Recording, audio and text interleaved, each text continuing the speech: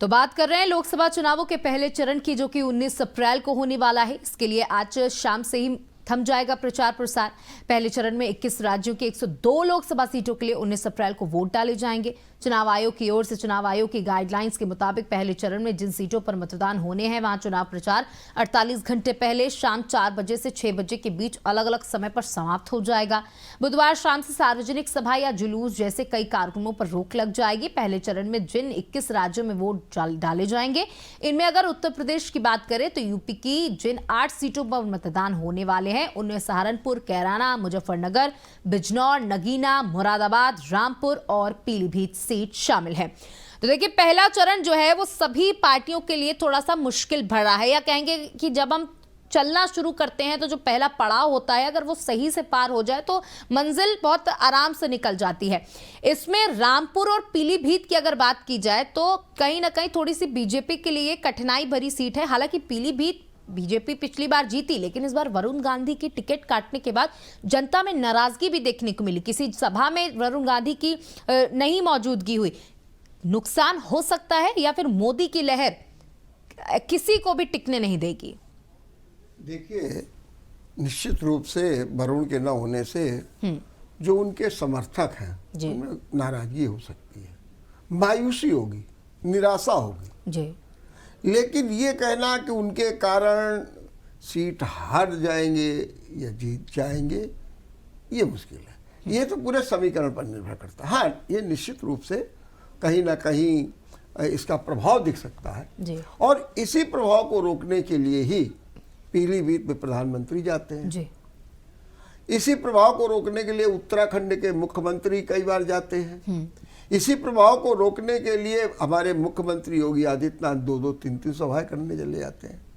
और जो गठबंधन है वो भी चूंकि इसका फायदा उठाना चाहता है जी। तो अखिलेश भी जाते हैं और मायावती भी वहां जाती है जी। तो पीलीभीत निश्चित रूप से एक चैलेंजिंग है। दूसरी सीट आपने कहा रामपुर, लेकिन रामपुर में निश्चित रूप से सपा का गढ़ था, अब नहीं रहा। क्योंकि पिछले जब उपचुनाव हुए, एक नहीं 2-2, तो उसमें बीजेपी ने हाथ मार दी।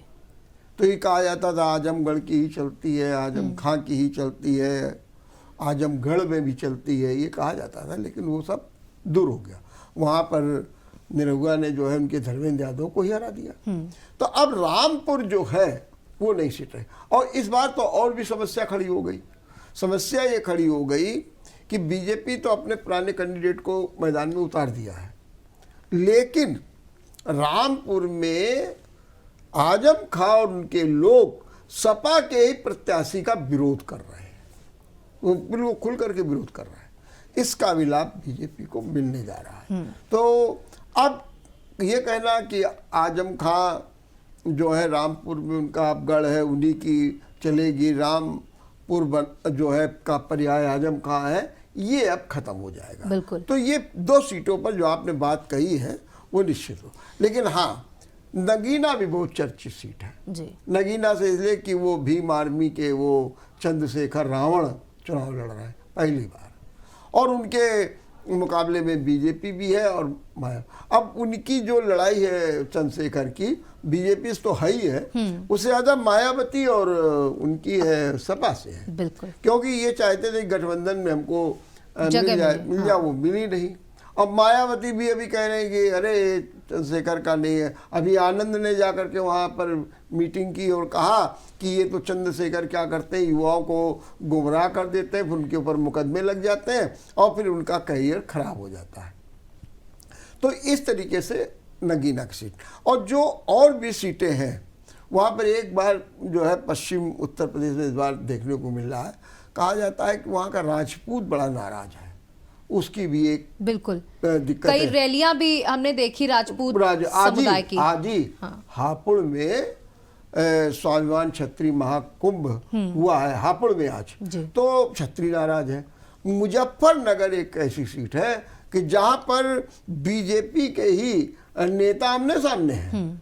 मतलब वहाँ के विधायक संगीत सोम और जो वहाँ के जो वो है संजीव बालियान, वही आमने सामने। बल्कि आज ही एक खबर आई है कि जब मुजफ्फरनगर के बेतिया में प्रचार करने गए थे संजीव बालियान, तो उनकी गाड़ी तोड़ दी गई थी, उनकी गाड़ी पर पथराव किया गया था, कई लोग घायल हो गए थे, उसका मुकदमा भी अब कायम हुआ है। बिल्कुल, तो कुल मिलाकर के अलग अलग सीटें हैं, उनके अलग अलग समीकरण हैं और पहला चरण जो है उसका चुनाव प्रचार आज शाम से थम जाएगा और अभी लगातार लोग इस प्रचार प्रसार करने में लगे हुए हैं। जितनी कोशिश है जनता के बीच पहुंचने की, जनता को अपनी बातों को बताने की, अपने वादों को गिनाने की, वो पूरी कोशिश कर ली गई है।